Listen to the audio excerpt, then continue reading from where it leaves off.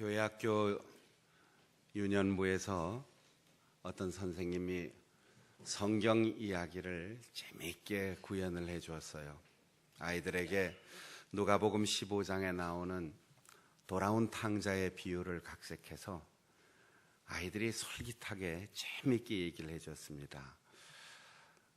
아버지가 아직도 살아계신데 돌아가시면 어차피 줄 거니까 유산을 물려달라고 해서 그걸 다 정리해서 먼 나라로 가고 거기서 마음대로 즐기면서 사는 가운데 그 많은 재산을 다 탕진하고 돼지우리에 들어가 있으면서 먹을 것이 없어서 결국은 굶어 죽을 지경이 되니까 아버지가 생각나고 아버지께로 회개하는 마음으로 돌아왔는데 아버지는 아무 조건 없이 아들을 받아들이고 살찐 송아지를 잡아서 동네 사람들을 다 불러서 풍악을 울리면서 잔치를 했다. 그리고 밭에서 열심히 일하는 모범생 형님은 아버지에게 오히려 와서 불평을 들어놓는데 아무것도 줄 것 없이 다 가지고 제 몫을 챙겨 나갔는데 그거 다 탕진하고 돌아온 아들을 위해서 왜 소를 잡습니까? 나는 모범생으로 여기에서 있으면서 일했는데 새끼 염소 한번 잡아준 적이 있습니까? 그렇게 불평을 했다. 이 얘기를 하면서 아이들에게 선생님이 물었어요. 여러분, 그래서 이 탕자가 돌아왔을 때 그 집에서 탕자가 온 걸 제일 싫어한 게 누구일까요? 어떤 아이가 손을 번쩍 들더니 송아지가 제일 싫어했어요. 그 얘기를 듣고 누가복음 15장을 읽는데 정말 송아지가 중요한 역할을 했더라고요. 송아지는 그냥 소가 아니고 그 소를 잡게 되기까지 많은 사연들, 아버지와 작은 아들 간의 다툼, 갈등, 아버지가 그렇게 설득했는데도 설득되지 않고 결국 고집을 피우고 나가더니 다 탕진하고 병들고 굶주린 몸으로 돌아온 그 아들의 모습.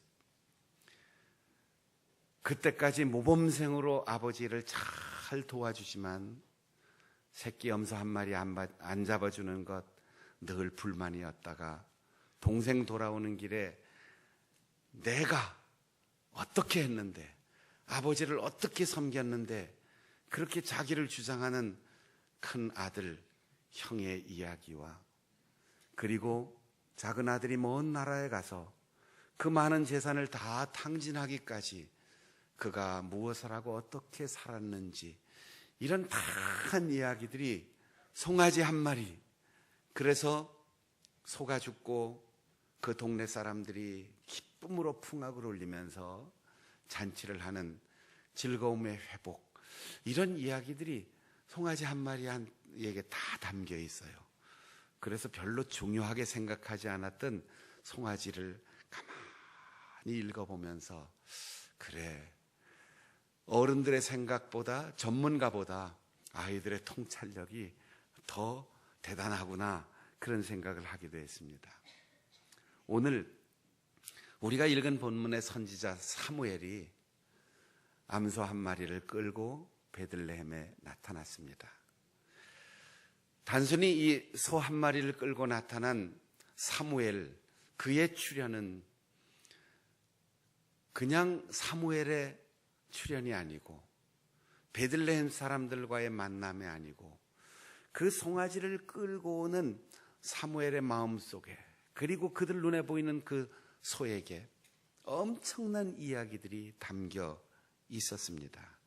사무엘의 존재는 그냥 사무엘, 박아무개, 김아무개 이런 이름이 아니라 종교적인 엄청난 의미가 그 사람의 이름에 담겨 있고 왕을 세웠고 왕을 폐위시키고 새로운 왕을 세울 수 있는 정치적인 엄청난 역할을 가진 사람이었고 그의 말 한마디, 그의 발자국 한 발자국 한 걸음마다 수백 년 수천 년에 남을 역사적 발자취이기 때문에 그가 나타나자 베들레헴의 모든 백성들을 대표하는 지도자들이 얼굴이 하얗게 질렸어요.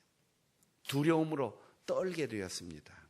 왜냐하면 사울과 지금의 임금인 사울과 사무엘이 전쟁터에서 서로의 의견 충돌로 심하게 다투고 헤어졌다는 소문이 온 나라에 이미 퍼졌기 때문입니다.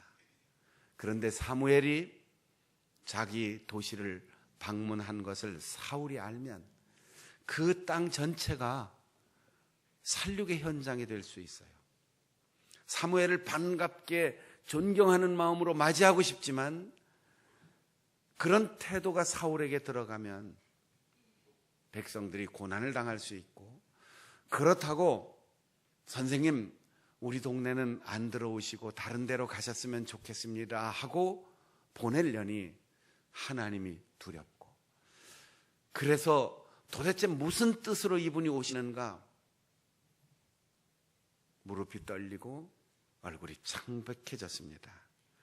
우리가 오늘 읽은 본문의 앞에 15장을 먼저 읽어보면 사울을 임금으로 세우고 하나님께서 사울이 나가는 전투에마다 전략과 전술을 지시하고 법궤를 앞세우고 전투에 나가게 하여 늘 승승장구하게 하였습니다. 그런데 사울의 임금으로서의 마지막 전투가 되는 아말렉과의 전투에서 대승하였습니다. 하나님께서는 전쟁터에 나갈 때마다 언제나 사울에게 사무엘 선지자를 통하여 이야기했습니다. 전쟁에 이기면 그 어떤 전리품도 챙기지 마라. 소든 양이든 보물이든 하나도 남김없이 다 불태우고 사람도 화해하지 말고 받아들이지 말고 죽을 때까지 다 없어질 때까지 진멸하라 그랬습니다. 어떻게 보면 구약의 하나님이 무척 잔인하신 분처럼 느껴질 수 있어요. 그러나 우리가 이방인들을 특별히 상대편 패배한 나라의 임금이나 또 귀족들이나 학자들을 포용하면 이스라엘 민족의 정체성이 흐려지고 우상숭배가 들어오게 되어 있습니다. 그래서 아무것도 아까워하지 말고 다 진멸하고 또 소나 양도 아끼지 말고 전쟁에서 이긴 것으로 배부르지 말고 너희들이 이 땅에서 얻은 약속의 땅에서 농사짓고 목축하고 열심히 일한 대가로 하나님이 주신 것을 먹을 뿐 전쟁에서 이긴 남의 나라의 것을 절대로 가져오지 말라고 했습니다. 그 전투가 끝난 후에 사무엘이 전투의 끝에 방문했는데 사울 임금이 하나님의 명령을 순종하지 않았습니다. 사무엘이 임금에게 말합니다. 진멸하라고 했는데 왜 소의 울음소리가 들립니까? 왜 양의 울음소리가 들립니까? 아말렉의 임금 아각을 왜 구속해 놓았습니까? 하나님의 명령을 왜 어겼습니까? 그때 사울이 말합니다. 아유 선생님 너무 까다롭게 얘기하지 마시고 내가 좋은 의도로 저 소와 양 형편없는 건 다 죽이고 불태웠는데 아주 좋은 것만 골라서 남겨놨습니다. 하나님께 제사 드리기 위해서 남겨놓은 겁니다. 그리고 상대국의 임금을 사로잡아 놓으면 우리가 얼마나 신나겠습니까? 다른 나라들도 두려워할 것이고 백성들도 기분이 좋을 겁니다. 우리가 이렇게 강대한 힘을 가졌다고 얼마나 좋아하겠습니까? 그의 대답에 사무엘 선지자가 역사에 남는 유명한 말을 했어요. 순종하는 것이 제사 지내는 것보다 낫고 하나님의 말씀에 귀를 기울여 듣는 것이 가장 좋은 기름 고기를 하나님 앞에 드리는 것보다 더 낫습니다. 순종이 제사보다 낫고 듣는 것이 순양의 기름보다 낫다라고 말합니다. 여러분, 우리는 세상을 살면서 옳고 그름보다 좋고 나쁨을 더 중요한 기준으로 삼게 됩니다. 우리의 앞 세대는 무엇이 진리고 무엇이 정의고 무엇이 옳은가, 이것이 모든 사람들의 삶과 공부하고 살아가는 기준이었어요. 그런데 지금 세상은 그렇지 않습니다. 옳고 그른 것, 진리를 따지지 않습니다. 좋은 게 좋은 거예요. 그래서 나한테 좋은 게 좋은 것이고 네가 좋은 게 좋은 것이고, 그래서 좋은 것을 추구하다 보니까 옳고 그른 것이 다 사라져 버렸어요. 사울은 좋은 게 좋다는 철학을 가지고 살았습니다. 그런데 하나님께서는 사무엘에게 좋은 게 좋은 것이 아니라 때로는 아프고 때로는 손해가 나고 때로는 억울하고 힘들고 고통스러워도 하나님의 말씀에 진리를 따라 살아가고, 하나님이 주신 것이 아니라면 탐내지 말고, 땀 흘려 일한 대가가 아니라면 욕심내지 마라, 그렇게 말씀하셨습니다. 사울은 기브아로, 사무엘은 라마로 서로 등을 돌리고 헤어졌습니다. 이스라엘 민족의 가장 큰 축복은 귀찮고 힘들고 잔소리를 해도 선지자의 존재가 하나님의 말씀을 들려주는 때, 이스라엘은 가장 행복한 때였습니다. 그러나 아무리 영토가 넓고 강력한 군대가 있고 평화가 이루어졌어도 하나님의 말씀을 들려주는 선지자가 없을 때 그것은 불행한 시대였습니다. 사울은 사무엘이 없었으면 이렇게 생각했을지 몰라요.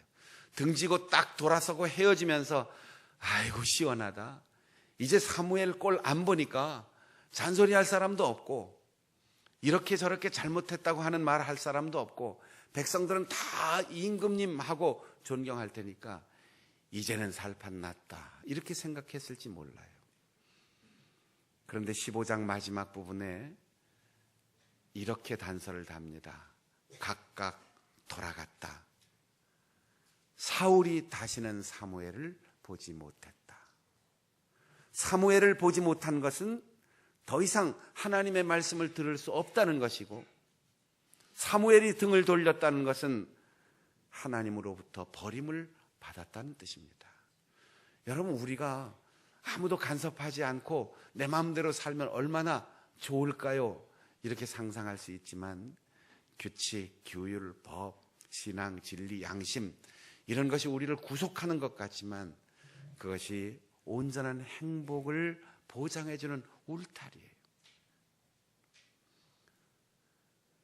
다시는 사무엘을 보지 못하는 사울의 돌아서는 길은 결국 하나님으로부터 버림을 받고 사울의 가문과 그 지파가 몰락의 길을 가는 시발점이었습니다.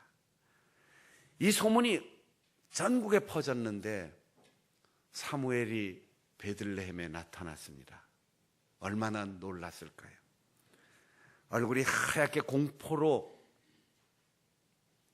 창백해지고 백성들이 예상치 못한 사무엘의 방문에 두려워 무릎이 후들후들 떨렸습니다. 우리가 알지 못하는 죄가 있는가? 사울과 사무엘이 이견을 가지고 다투었다는데 우리가 잘못 처신하면 사울 임금이 보낸 군사들에 의해서 다 죽을 수 있는데, 그래서 하나님께서는 베들레헴의 백성들이 두려워하지 않도록 사무엘에게 암소 한 마리를 끌고 가라고 했어요. 그리고는 사무엘이 말합니다. 두려워하지 마세요. 걱정하지 마세요. 내가 제사를 드리기 위해서 왔습니다. 요즘 말로 하면 걱정하지 마십시오. 뭐 나무라기 위해서 온 것도 아니고 정치적인 입장을 표현하기 위해서 온 것도 아니고 예배드리러 왔으니까 우리 예배드립시다. 그 예배의 자리에 하나님께서 지정하신 이새라고 하는 사람과 그 아들들을 다 초청했습니다. 사무엘도 앞으로 이 일이 어떻게 진행될지 모릅니다. 이새의 집안 그 아들들을 왜 부르는지, 누구를 지명하실 건지 몰라요. 하나님께서 명령하시는 대로, 때로 잘못 처신하면 사울에게 죽음을 당할 수도 있는데, 지금 사무엘은 목숨을 걸고 이곳에 간 것입니다. 맏아들 엘리압이 나타납니다. 그는 키가 크고 멋지게 생겼구나. 내가 다음 임금인가 보다. 그래서 뿔로 된 기름병을 열어서 기름을 부어 임금을 세우려고 하니까 하나님이 아니다. 내가 이미 전에 사울을 선택할 때 어깨 위로 머리 하나나 더 큰 그의 그 준수한 생김새와 키를 보고 그를 선택하지 않았느냐. 그런데 내가 이제는 그렇게 외모를 보고 선택하는 것이 아니라 마음의 중심을 보고 선택할 것이다. 눈으로 보지 아니하고 마음으로 볼 것이다. 여기에 양면성이 있어요. 외모를 보지 않는다. 그 말은 눈으로 보지 않는다는 뜻이에요. 중심을 본다, 이 말은 보는 분도 마음으로, 중심으로 본다는 뜻입니다. 용모와 키를 보지 마라. 이미 나는 버렸다. 사람은 눈으로 봅니다. 그런데 하나님은 마음을 보시고 마음으로 보십니다. 우리말도 본다는 말이 참 여러 가지 의미로 쓰입니다. 지나가다가 대통령 가는 거 봤어. 이번에 국회의원 봤거든. 눈으로 보는 거죠. 그런데 누가 소개해서 엊그제 나 선 봤거든. 이럴 때 선 보는 거는 그냥 흘낏 보는 게 아니에요. 만나서 그 사람의 마음과 인격과 삶의 배경과 그 가문의 역사를 다 보는 거예요. 장 보러 간다 그럴 때 시장 구경하러 가는 게 아니고 가서 거래하고 오는 거예요. 아유 배고파 여보 상 좀 봐. 그러면 밥상 보라는 얘기가 아니고 맛있는 요리에 따끈한 밥을 먹고 싶다는 얘기예요. 하나님께서 사람을 보실 때 겉으로 드러난 외모를 보는 게 아니라 마음의 중심을 하나님의 마음으로 보신다는 거지요. 그렇게 7 아들을 다 봤는데 하나님이 이 사람이다라고 얘기를 안 하시는 거예요. 사무엘이 이새에게 묻습니다. 당신 아들들 다 왔습니까? 아이고 쓸만한 애들 7 다 왔는데 하나 막내가 남아 있어요. 그 집에서도 별로 형제들 사이에서도 인정받지 못하고 그래서 지금 저 들판에서 양치기를 하고 있습니다. 아버지도 인정을 안 해줬어요. 형제들도 그 막내 동생을 인정해 주지 않았어요.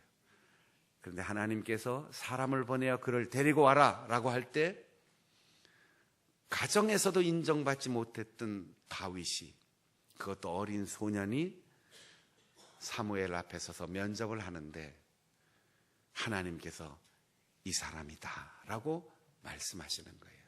눈이 청명하고 얼굴에 붉은색이 돌고 단단하게 생긴 그를 언뜻 생각하면 하나님도 결국은 외모를 보시네 이렇게 생각할 수 있는데 그렇지 않습니다. 다윗이 어떤 사람이었습니까? 다윗의 특색은 장수, 전략가, 통치자, 경영자 그것이 아니고 목동이었습니다.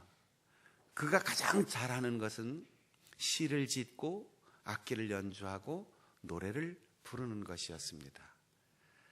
그가 장군의 배포나 한 나라를 다스리려고 하는 위대한 리더십보다는 옷자락 하나 베인 것도 가슴 아파하는 예민하고 그리고 아주 가슴이 적은 사람이었습니다. 그런데 하나님은 그를 선택하신 거죠. 그에게 기름을 부었는데 사무엘이 그를 보니 이전에 키가 크고 훤칠하게 잘생긴 형들보다 눈에 청기가 있고 얼굴에 혈색이 돌고 아름다운 모습으로 보이는 것, 이게 사무엘의 눈이 아니고 하나님의 명령을 따라 순종하니 사람이 달리 보이는 거지요. 여행을 할 때는 공부를 하고 떠나야 거기에 가서 아는 만큼 확인하고 오는 거예요. 여러분이 세계적인 명소를 가도 미리 공부하지 않고 가면 돌멩이만 보다가 옵니다. 그런데 공부를 많이 하고 준비하고 가면 이게 그거구나 확인하고 가치를 알고 오게 되어 있어요. 아주 별 볼 일 없이 생긴 다윗을 하나님이 그 사람이다 하고 보니까 그 사람의 가치가 새롭게 보이는 거죠. 여러분, 우리가 사람을 그렇게 판단할 수 있습니다. 그러나 우리가 누구를 만나든 또 교회에서 믿음의 가족들을 만날 때 늘 기도하고 성령 충만하여 하나님의 눈으로 보면 그 사람의 가치가 새롭게 보여요. 여기 연세 많으신 분들이 이제 할머니 할아버지가 되시고 혹시 유치원이나 학교에 아이들 데리러 가서 보세요. 그 많은 아이들 중에 제일 잘생기고 예쁜 애가 누구예요? 우리 집 손자, 우리 집 손녀가 제일 예쁘고 제일 똑똑해 보여요. 그래서 아이를 기르는 분들이 하루에도 10번씩 거짓말 한다 그러는데 기가 막힌 재주가 막 나오고 얼마나 똑똑한지 벌써 여러분들의 자녀들, 여러분의 손자, 손녀들이 초등학교만 들어가면 다 천재예요. 다 천재. 얘는 뭐 아무리 가만히 놔둬도 다 서울대학교 갈 것 같아. 다 그냥 박사 될 것 같아. 아이고, 우리 손녀는 얼마나 이쁜지 틀림없이 미스 코리아가 될 것 같아. 탤런트가 될 것 같아. 다른 사람이 볼 때는 아닌데 자기만 그렇게 느껴지는 거지. 이게 사랑의 눈으로 보기 때문이에요.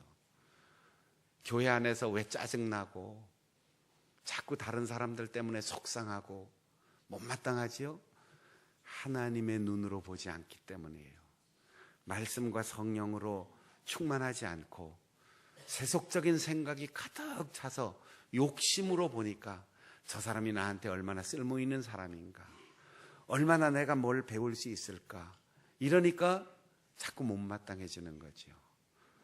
이제 내일부터 시작되는 특별 새벽기도 성회를 통하여 하나님과 소통하고 말씀과 성령으로 충만하고 하나님의 마음과 하나님의 눈으로 새롭게 세상을 볼 수 있는 그런 영적인 눈이 사무엘처럼 열릴 수 있기를 바랍니다. 그런 의미에서 옆에 있는 분들을 이렇게 기도하는 마음으로 다시 한번 보시고 이렇게 얘기해 주세요. 참 좋아 보이십니다.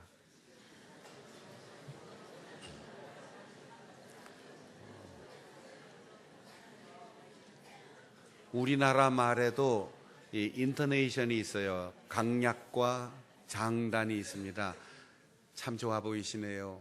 그리고 이렇게 딴 데 보면은 전혀 의사 전달이 안 돼요. 눈을 활짝 뜨시고 표정을 펴시고 참 좋아 보이시네, 이렇게 얘기하셔야 돼요. 자, 다시 한번 참 좋아 보이십니다.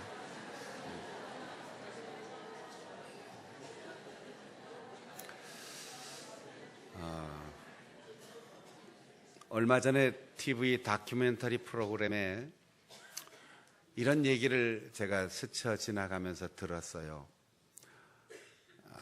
고대 인류학을 공부하는 분들이 현생 인류 호모 사피엔스하고 이 지구상에선 사라진 종인 네안데르탈인하고 한 5,000년 동안 공존해서 아프리카와 유럽에서 이렇게 공존하던 시대가 있었는데 네안데르탈인이 완전히 멸종하고 호모 사피엔스만 살았는데 그 몇 가지 이유 중에 하나가 호모 사피엔스는 소통하는 인종이었다.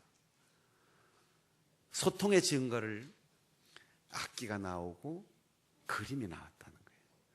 그래서 구강 구조를 조사해 보았더니 네안데르탈인은 입천장이 평평해서 다양한 소리를 낼 수가 없어서 노래를 못 부르는, 그리고 호모사피엔스는 구강구조 입천장이 둥그렇게 돼서 비어 있어서 노래를 잘하고 멀리까지 소리를 보낼 수 있는 그런 구조를 가져서 노래하고 그림을 그리고 서로 소통하는 종이 살아남았다. 이렇게 연구 결과를 발표하는 걸 들었어요. 여러분, 소통하지 않으면 대통령도, 소통하지 않으면 권력을 가진 지도자도, 소통하지 않으면 선생님도 학생도 부모와 자식도 같이 공존할 수 없습니다.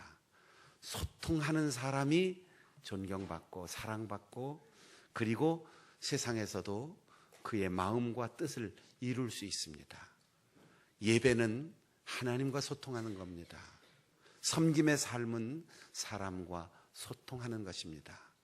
예배와 특별 기도 성회를 통하여 하나님과 소통하는 우리 장충단교회 가족, 그리고 함께 모여서 대화하고 사랑의 섬김을 통하여 봉사하면서 이웃과 함께 소통하고, 우리 교회가 지역사회와 소통하고, 한국교회가 교단과 교파의 차이를 넘어 소통하고, 한국교회가 세계 선교지와 소통하여서 멸망하지 않고 점점 더 생명력이 왕성한 우리 한국교회가 되고, 교회가 중심이 되어 민족의 갈라진 혈맥이 이어지고 동과 서, 남과 북, 그리고 세계와 함께 소통하여 살리는 역사를 이루어갈 수 있는 우리 성도들이 되시기를 바랍니다.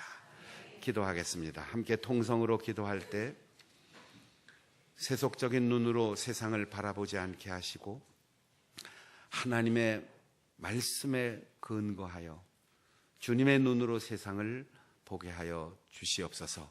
소통하는 믿음의 사람 되게 하여 주시옵소서. 그렇게